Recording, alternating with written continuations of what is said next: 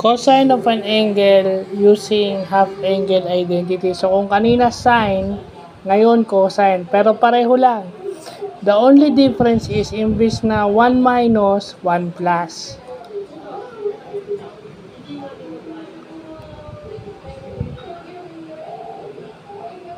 So, yun na yun.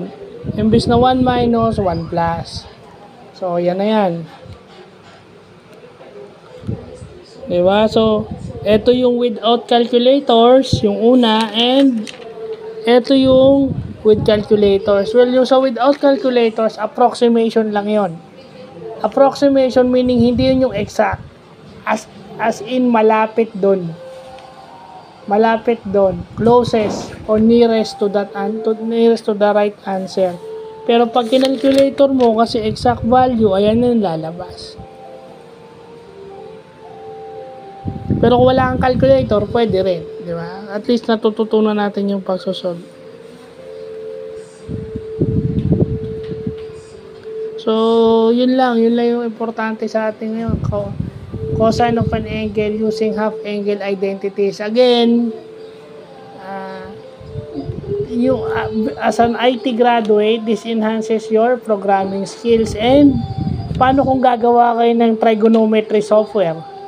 May isang teacher sa inyo ng math, nagpapagawa sa inyo ng software para magpa-enhance o mapukaw yung atensyon ng mga estudyante niya by using softwares. Kasi alam natin ng mga bata ngayon masyado ng techie.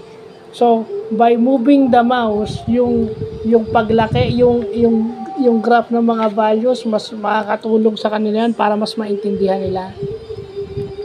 Kasi meron na silang visualization, automatic, lumalaki, lumiliit, at saka yung exact sukat, kagaya dito sa with calculator, kung paano mini-measure ng calculator yon, kasi sa graphing calculator, maliit. Pero pag gumawa kayo ng software, kung gaano kalaki yung monitor ng laptop o ng PC, makikita yan. So, enough na siguro yon para makita nila. So, yun.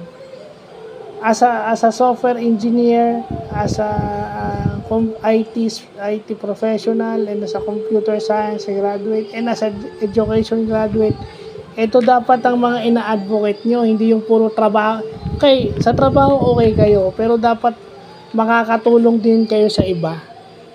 At lalo na napaka-importante ng mga bagay na to sa edukasyon ng mga bata o kabataan. Lalo na yung future engineers, architects, and math teachers in the future. So, importante sa kanila to. So, yun lang po.